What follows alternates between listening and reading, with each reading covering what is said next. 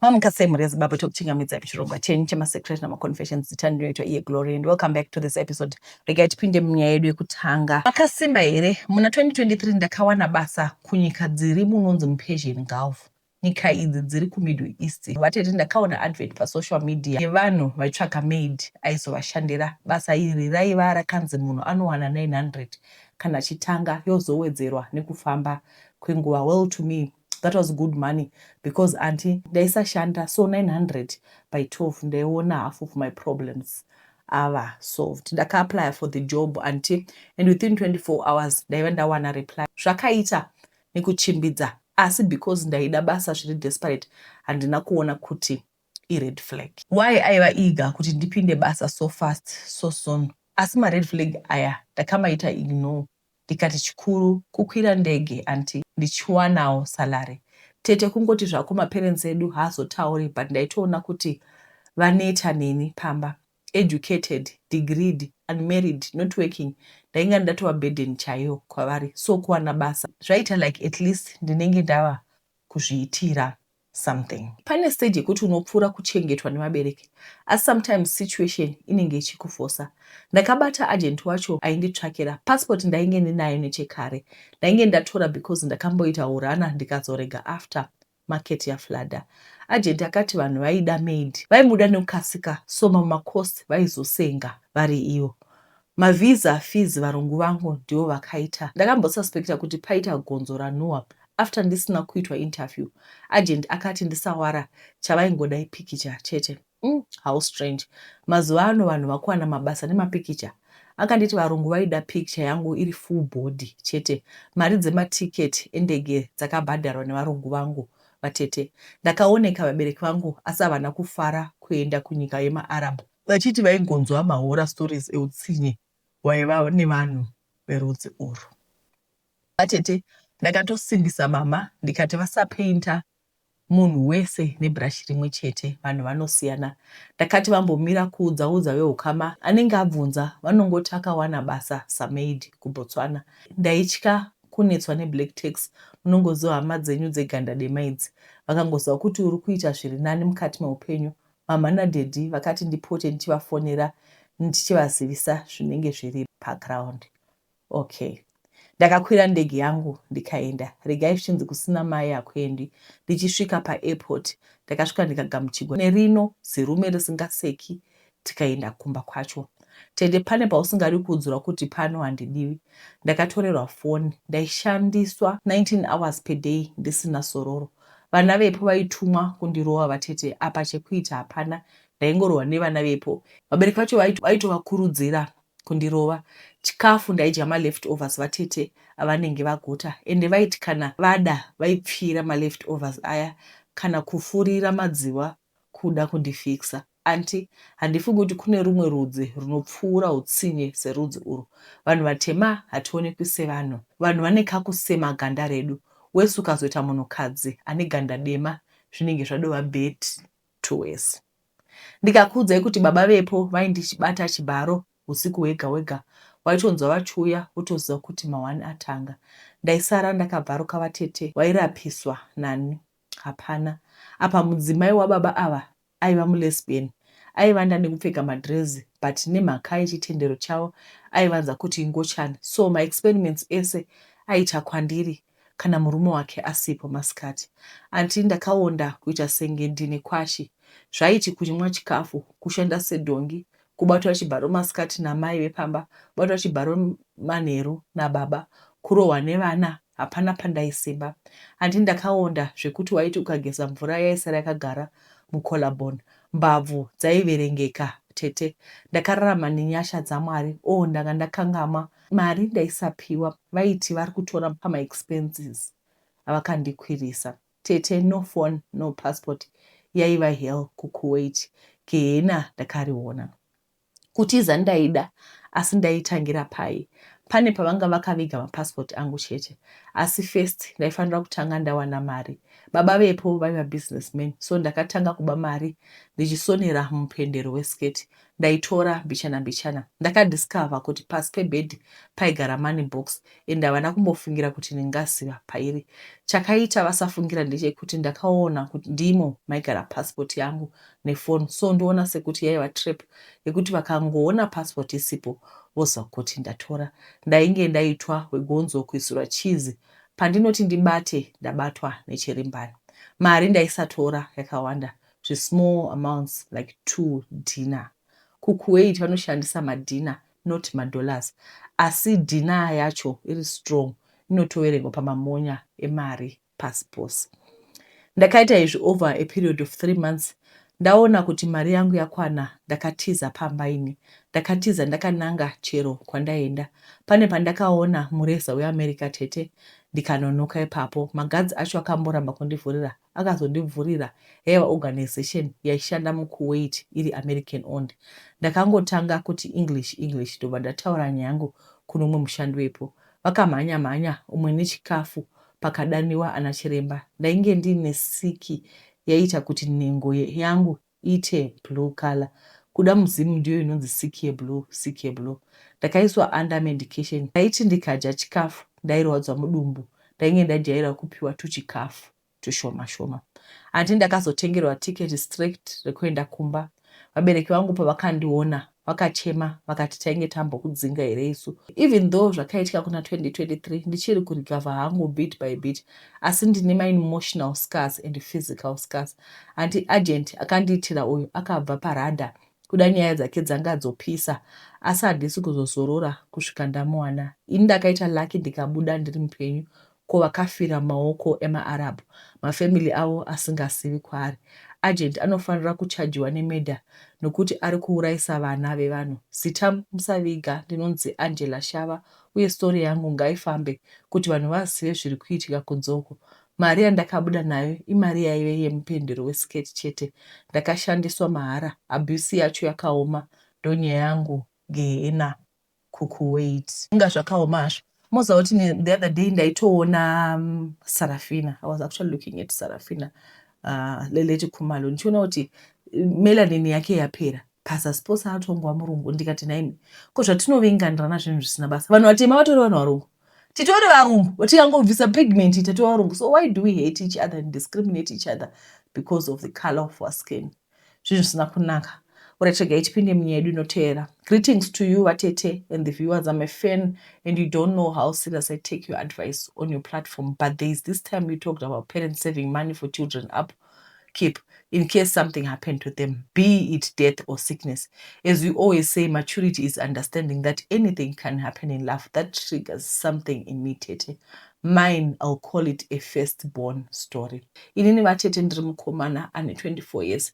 Ndiri firstborn, ndine 2 siblings. Kumashure kwangu vabereki vangu varipo, life was very comfortable. I was that guy they called a spoiled brat. I don't know, is it the right word, or maybe my parents thought that was the right way of raising me. But now that I'm grown, that wasn't good for a boy child that will later become a husband and a father. I knew nothing about mibato yemaoko. Zvekuti pakashaya vabereki, everything changed just like that. Just like a baby, kuti mwana anorara ari mumba ozongopepuka atova mutakes namai. To cut the long story short, after my father died, my father's relatives took everything and we were left with nothing, Tete. Zvekuti my mother vakatanga kutengesa madomasi kuti tirarame. And us as kids, we had to learn kunzwisisa kuti ndozvavatovapo, no more cars, no more soft life, Tete. My mother tried until one day my uncle vakauya nemunhu kumba anova iye akatengesera daddy vangu imba, and they claimed kuti daddy vavasina kupedza kuibhadhara imba iyoyo. So we were supposed to go away. That crushed my mom. We moved out only to find out kuti bamunini vangu had moved in nemhuri yavo. The news of him settling in our house took my mother. I remember the scene very well. Vaibva kunohodha madomasi vachichema, vakabata munin'ina wangu roko, and she told him to run fast and cross, and ivo vakabva vatsikwa nemota. Madomasi achinoti uko, she died holding $1 rechingwa. After she died, we had no one. I'm the firstborn and I was grade 6.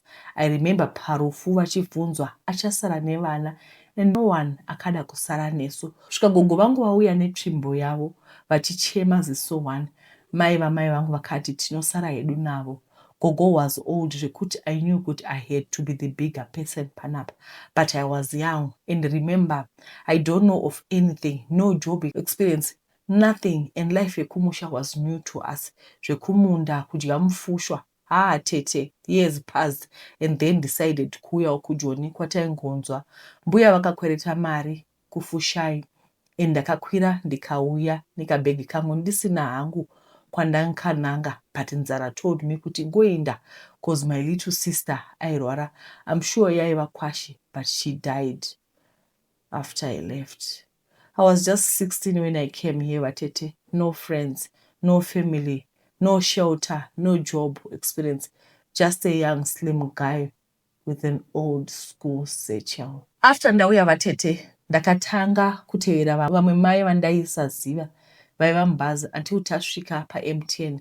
Ndikanzwa vachibvunza mataxi kunzvimbo yavaigara Heidelberg.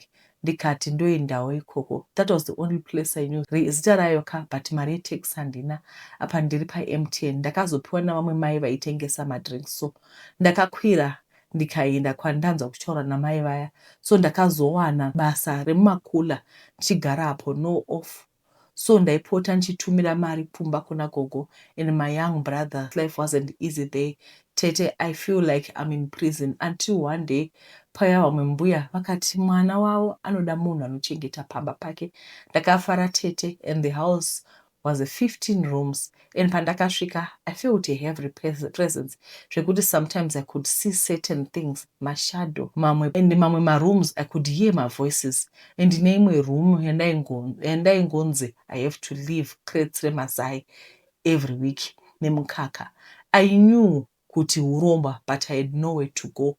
I had to stay and I hold 1,500 and I could send yese kumba because my brother aenda kuchikoro and foodstuffs. I stayed there Tete. Sometimes ndairota ndichirara nevakadzi, ndaitomuka ndichifeel a presence muroom mandaigara but munhu ndisingamuoni. Sometimes my lights asingadzimi.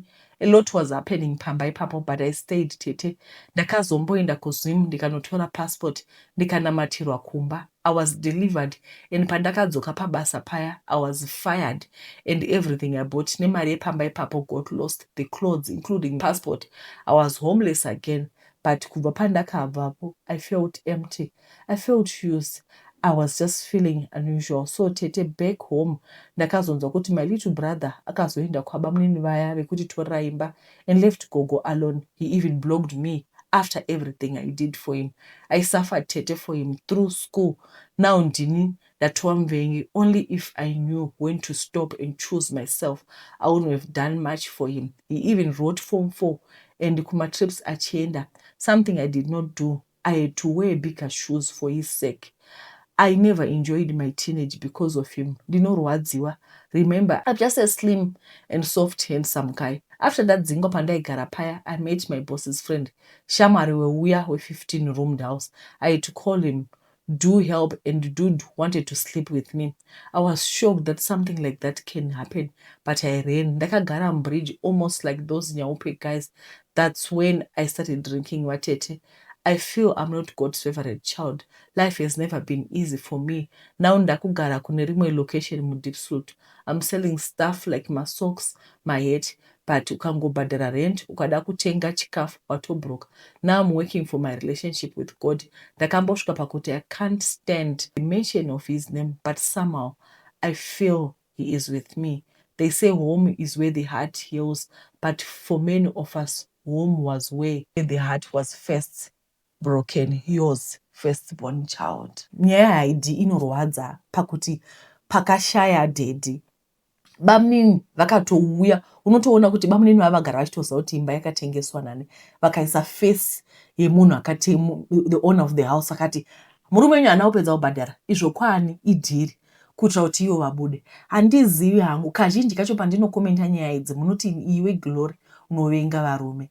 Asi ndinoda kubvunza kuti kana mhuri yabhudhi wako tongoti bhudhi wako washaya, ko vana vake unenge uchiti vachaendepi kana uchivadzinga mumba uchiuya uchigara mumba yemunhu akafa? Guys, we need to change this. Ndotokuudzai tofanirwa kuchinja unhu hwedu semaZimbabwe. Vana vabhudhi vako havasi hama. Unotoona kunzi mwana wangu akashaya kuSouth Africa saka ndoda kutomutora zvinhu zvake zvose. But mwana iyeye anga ane mhuri. Handiti, who is more important, mai vemunhu kana kuti vana vemunhu? Guys, we need to open our eyes. Tiwire vamwe vanhu tsitsi. Panyaya yacho yose iyi mama vakazi vakaudza mwana wavo kuti crossa road, manya crossa road, ivo ndokubva vatsikwa because she was so depressed. Ndoziva kuti vanhu vazhinji vanogara vachiti kufa kuri nani, but unotoona kuti problem yaunenge unayo. Handiti tongoti problem ndekuti madzingo hamuchina pekugara. Handiti seapa sekuti mama vanga vadzingwa havachina pekugara, asi vari kuzama kutengesa matomatisi kuti vana vawane raramo. Ubva vati ini zvandiomera kufa kuri nani. Kufa kunenge kuri nani kwavari, asi hamuoni here kuti kufa kutoita the problem 10 times worse. Vana ava, they could have had a better life if mama was there. Right now pobvunzwa kunzi ndiani achatora vana vemufi? Vanhu vose zero. Vaya bamunini vari kutogara mumba vari kudla mabenefits emukoma kana kuda kutora vana. Alright, nhasi hatina nyaya dzakawanda. Pane nyaya iyi, rega tiverenge nyaya inotevera. Makasimbere vatete, ndatova gogo asi nhasi ndinoda kupupura kutendeka kwaMwari mukati meupenyu hwangu. Hapana akavimba naMwari akanyadziswa makore ane chitsama akapfuura. Vatete, ndakasangana nejaya rakaba mwoyo wangu, ini ndikabawo rawo. Takawirana neumwe wangu kuti tainge tatisamukei zvokuti titange kuraunga musha wedu. Ini neumwe wangu taive tisina dambudziko pakutaurirana nepakuwirana kwedu. Nauzhinji yaiva kuna mai veumwe wangu, mai nyakutumbura, mai vaisandida zvamuchose kuti ndive muroora wavo, ende havana kana kumbovadza kusandida kwavo. Munoziva vatete, mai pavakaziva kuti ndaifambidzana nemwana wavo, ndakatombotamba nhova hongu, maverenge kwazvo, nhova yemunhu mukuru kutamba sezvinoita yemwana mudiki. Ndainge ndaenda ari masikati machena, zuva rakacheka nyika. Mai vainge vasingadi nekuda kwezvikonzero zviviri. Chikonzero chekutanga chaive chekuti vaivawo nemusikana wemuraini wavaida kuti mwana wavo aroore. Saka pasina kuitika zvakadaro, ini vakabva vandiita munhu wakashatisisa nemhaka yekuti masuo avo ndaive ndatadzisa mwanakomana wavo kuroora musikana wavaida.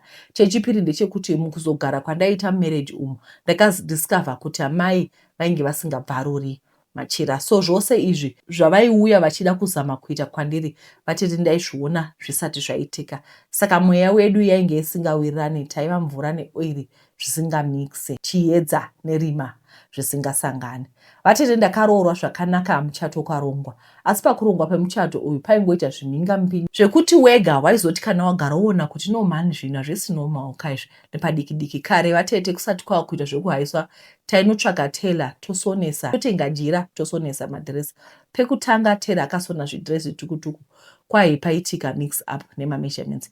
Pechipiri ndakashayiwa saka rose remupunga rakangodisappear. Wega waitoona kuti paita zvivandikira zviri kuda kuti ukone muchato. Asi vatete, ndaikunda pamusaka pekuti I was coming from a prayerful family yekuti ukasangana nemiedzo waipfugama wonamata. Manje zvainetsa ndezvekuti family yandaipinda paibatwa mishonga yemhando yepamusoro-soro. Amai vainge vasingatendeki anoswera. Chero muraini vaitozikanwa kuti ukamutsa bopoto namai Joni mangwana acho pamba pako paitofuma paunganiwa nevanhu vakudorla cabbage pamariro ako. Muchato wakazoitwa ukabudirira, musafunga kuti ndipo pakaperera maproblem angu akabva atotanga nenhaya yekuti paground zvese nemumweya paiva nehondo. Hondo yekuti amai vaida kundipinza mabasa avo akaipa kuti timuke takawanda, asi zvairambisa vatete nenhau yekuti kundipinza mabasa erima kwaiva kusingapindike pamusaka pekunamata kwangu. Ndakabatsirwa mwana wangu wekutanga. Vatete, munoziva mastitch achiri manyoro, ndainge ndatotarirwa ndima yangu wekunzi ndaifanira kupedza kurima. Apa usafunga kuti pane anokubatsira mwanaka, hapana. Mwana aigona kuti akaita tsvina, wambotrigai ndimhanye kumashopu kunoposta tsamba. Vatete, waidzoka tsvina yaoma kuti gwa, ichiratidza kuti mwana angu uri aita tsvina, hapana kana ada kumubvisa. Vana vevana vasikana ndo vaigezwa nekubatwa. Wangu anga asingabatwi zvamuchose. Zviya zvekunzi unorwariswa nenhumbu, waingonzi nhumbu haisi maoko, unofunga taizozvara vana vatanhatu dai taidai. Nemhaka yekuti murume wangu aishandira kuHarare, vatete aigara asipo opota achiuya pamonth end nebhasi. Nguva dzekuti chikafu chaibikwa vanhu vodya wakatarisa. Kana vakunyara waiseva sadza nemusoro weuko. Apa uri muzvere unoda chikafu chakaringana. Sipo yaJerimani vatete yaivigwa mumba mai vatamai. Ndaiwacha manapukeni nemvura aisachena, zvaingova zvekubvisa tsvina nemunhu weweti. Murume wangu aiti kana aripo ndipo pandaizoziva kuti kunodyiwa nyama, uyezve ndo pandaipiwa sipo. Ndaingoti ill treatment haina basa, chero umwe wangu achindida uye tichiwirirana. Umwe musi ndakaita munamato wekuti Mwari ndiratidzei zvakavanzika zviri kuitika pano pamusha, nekuti ruvengo rwandaisangana narwo ndanga ndisina zera narwo. One day ndakati ndakavata mumba ndobva mangoita chiedza, mungapinda vakadzi vainge vakashama. Ndainge ndakazorodza nyama yangu ndisina kuvata, kupinda kwavakaita ndakavaona. Umwe akasara akamira padoo, umwe akaenda kumakumbo angu, umwe akauya kumusoro kwangu vakaridza tsamwa yaimutsa chero tsuro. Ivete zvikanzi aiwawo rakamuka here harina kuvata. Vatete vakadzi vakapinda mumba mangu, ndakanyatsoona kuti uyu ndinhingi nanhingi. Kubva zvaitika nyaya iyi, pamba hapana kuzombogarika kana nepaduku pose. Mwana ndaivata ndakagara naye achichema kwete zvekutamba. Uchasvusvudzura, uchadii, zvaisina batsiro. Ndaipedzisira ndochemawo. Amai nekuda kwekuti ndakauya musha vasingandidi, vakabva vanotora musikana wavaida kuti aroorwe nemwana wavo. Vakamuti gara pano ndiwe mukadzi waJohn ari official. Uyo hatimuzivi chero hazvo ndanga ndauya nemuchato. Pamusha pakaita hafu mvenge zvemufirimu zviya. Aigoindepi musikana achinzi gara, ndiwo watinoziva, apa uripo uchizviona. Umwe musi ndakasvika usiku ndikabikirwa chikafu chaive nemushonga. Ndichingopedza kudya ndakabva ndaziva kuti pane zvaive zvasumama. Muchikafu manga mune zvainge zvaisiwa. Ndakabvunza amai, havana kuramba vatete, vakabvuma kuti vaive vandiisira muchetura, uye ini nemwana wangu taizoparara pagoshe haziva kuti ndafanei. Zvekuti mudumbu wakumonya ndeimwe nyaya. Ndakangotora mwana wangu ainge zvino otanga kurutsa, ndikamisa mumbereko, ndikamusunga tikaenda. Aiva mausiku. Ndinofunga ndakafamba 10 makilomita, handidozivi kuti ndakasvika kuroad sei. Ndinofunga kuti vana Angela vakanditungamirira. Vatete ndakati nchisvika kuroad ndakatanga kupera simba ndigopfugama muroad. Chandoziva ndakanomukira kuchipatara kwandakaunzwa kuti wakanongwa nevemabhazi. Zvanzi ndainge ndofemera kure kure. Vatete chandoda kutenda Mwari nacho ndechekuti ini nemwana wangu I'm a living testimony. Takaiswa muchetura waida kudambura upenyu hwedu, asi Mwari vakaramba kuti tiparare nguva isina kukwana. Takanongwa nemastrangers vatete akatirarapisa. Nanhasi handitozivi kuti akabhadhara bhiri kuchipatara ndiani. Tsamba yakazonyorwa kumurume wangu kuti tainge tafa, asi akazondiwana ndatova kumba kwedu kwandinozvarwa. Amai vaona kuti zvemuchetura zvaramba, vakatanga kuti ndainge ndava pamauroi. Ndavati vakandiisira poison. Vatete kuda mwana wavo vakamusandudza mwoyo nemushonga, akatanga kundisema, kusandiona sechinhu. Akatanga kupengesana nemusikana uya aidiwa namai vake. Vatete ndakagamuchira losi yangu, ndikatora nemwana wangu, ndikadzokera kumusha kwangu. Mwana wangu akanorerwa kumadzisekuru. Hakuna wekumusha kwake akatevera. Vanhu vakararama upenyu hwepamusoro, ini mwana wangu tichitambura. Ndakazoita kosi yeusekretari, ndikatanga kushandira umwe murungu ainzi David. Vatete David akaona mwana wangu sewake, akaendeswa kuchikoro zvepamusoro-soro. Pakatanga kubuda varungu paye muZimbabwe, David akaitira mwana wangu mapepa. Zvakare mwana wangu akanokurira kuNew Zealand, akatoita mugari weko ari official. David akazoshaya hake muna 2020, asi nanhasi ndinongoti mweya wake uzorore mugare nekusingaperi. Akava angel pandaive ndisina pekutangira. Tete zvinoita Mwari zvakaoma. Musikana wekudiwa namai akasara kuita official wife yemurume wangu. Muchato wakagurwa, asi ndakazvigashira. Ndaigaro namata munamato wekuti Mwari ndipewo simba rekugamuchira zvinhu zvandisingakwanisi kusandura. Vatete John nemudzimai wake vakashaya mbereka kwese kwavaifamba, vainzi endai munokumbira munhu wamakakanganisira ruregerero. Ini vatete handina kana gwenzi randakabata. Changu yaingova munamato kuti vawane rugare. Mai vekusandida mazuva avo ekupedzisira panyika vaifa vachimuka vachingoti kumwanakomana wavo, ndakatadzira mai anesu, ndikumbirirewo ruregerero. Mwana wavo gore rapera akaunganidza hama dzangu akadzikumbira ruregerero neni wacho. hatina hedu kudzoketsana, asi ainge ava nekensa yevarume. Saka aiti azofa agadzirisa pakaresveka, akafa gore rapera paEaster. Ini handina chigumbu nemunhu, ndakati Mwari ndiye anoranga. Handina musi umwe chete wandakabata gwenzi ndichiti ndotsiva. Kwete, izvezvi ndakauya kumwana wangu. Aiwa, Mwari ari kumuitira nyasha, akarohwa nemurungu, atova nevana vake, ndotonzi Gogo Mukaradhi. Hama dziye dzaimusema ari mudiki hadzichabve muinbox make. Yangu ilife testimony yeukuru hwaMwari. Vamwene vaida kugurisira upenyu hwangu panzira, asi zvakakona. Kusiri kugona kwangu, asi kuri kutendeka kwaIshe vari kumusoro-soro. So kune vese vakatadzirwa mukati meupenyu, rangarirai kuti hondo haisi yenyu, hondo ndeyo kumusoro-soro. Hazvisi izvi kuona akakutadzira achiita senge wewina. Trust me, ndakabva neko kumunga kunaipwa, asi chandoziva Mwari akamimbika kune vanotenda maari. Pane paunyazoona kuti apa uri kuroorwa but unenge usingadiwi. I think most people have been through that. Zvekuti uchitonzi isusu taiziva, tendai, ndo watinoda. Iwo paipai zvino mainhiya machingovhura maziso nekuti kodiwani, kodiwana tendai. Handizivi kuti vana mama vanhu vakaita sei hamugooni here kungoti kana mwana wenyu auya nemusikana iyeye mugashira iyeye, ndo wamunoda ndimi muchava murume wake imi. Alright, regai ndimboenda kuinbox tione kuti hatina here dzimwe nyaya dzabva kuTikTok uko. Makadii tete, ndafara kuwana namba dzenyu, ndiri single mom 36 ane vana 2, mukomana nemusikana. Ndiri kutsvakawo murume anoda serious relationship inosvika mukugara tese asiri married. Ndodawo murume murefu kwete mupfupi kwandiri nekuti inini am 1.7 tall. Saka ndodawo murume akareba kundipfuura. Ndodawo anoziva zvaanoda, asi pobva kundiparadzanisa nevana vangu. Ari willing kundida nevana vangu ende naiye nevakewo.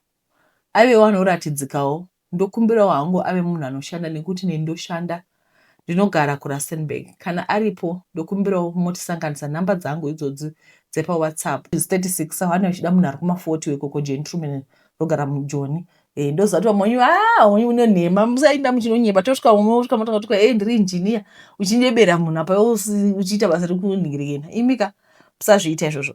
Alright guys, panyaya dzose dzataverenga ndabatikana nenyaya yemwana mukomana. Handizivi hangu mainzwa nyaya mukomana firstborn. Vataura kuti zvakaoma kushayikirwa nevabereki. Munoziva here kuti every time we always think kuti we are here for a very long time. But imboona life yemwana izvezvi vari kutengesa ruko deep flute. Vari kutengesa maheti unenge uchitengesawo parobot. Mwana akakura ane zvese. The father had a house, they had a soft life. And there is nothing chiri pamwana uya chisipo pamwana wako. This could be you. And did you know kuti if your partner died tomorrow, you will be required to function. Unenge usingagrieve chete. You will be required to function immediately. Rent unobhadhako. Vanoendesa kuchikoro. Life inoramba ichiendera mberi. 3 days later life yakutoendera mberi. Madzimai, ngatitivei vanhu vakarongeka. Ndoziva kuti vazhinji madzimai ndimunoona pano. Ndiri kudzoka kwamuri zvakare ndichikurangaridzai kuti kana muchigara to the diaspora community, if you're living out of Africa, even if you have your relatives that lives out of Africa, kana kuti kana une shamwari dzako dzobva kuZambia, kuKenya, kuNigeria, ndiri kuti inini torai cover yediaspora insurance. This is made for Africans. Should anything happen to your spouse, unopuwa mari. Handi munoziva kuti vanokubhadhara up to 20,000 pounds or 30,000 US dollars. If anything happens to your partner, chero wagara une policy yako, you still need money. Hapana kuti munhu afa saka chamuchengeta saka zvatova bo. Life has to go on. I think kubva patakabva January, I haven't been talking about this, but ndiri kukuudzai kuti rufu. Ndakatoremindwa nenyaya yevana vaya vanesuru. Kuti rufu no January disease. Rufu haruna timing. Ende pavana ipo vaya papa nehwani wekuZimbabwe anonzi Takudzwa. Moyo wangu warwadza fana. Should anything happen to your partner, I'm talking to the wives today. Iva mudzimai akangwara. I know of someone, murume wake akashaya, akatambura nevana. Ende akava a perfect example mulife mangu. Ndakaona kuti munhu atambura nevana, iwe do something to protect yourself iwe semukadzi.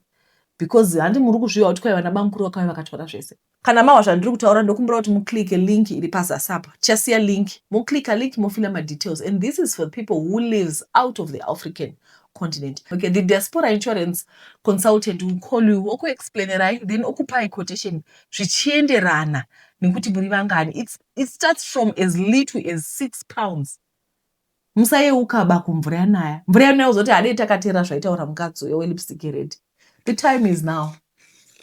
Alright, thank you guys for watching. Ndoda kungokurudzirai kuti vedweka ngatirangarirei kusubscribe. Let's get to 50,000. We are almost there. Let's do this. And also gore rino rautanga kudai takutotanga kuplanira Mother's Day event yedu muchiita kama budget. Ndoziva kuti izvi muchiri general disease asi garai maziva kuti gore rino toda kusangana. Want the number to be big.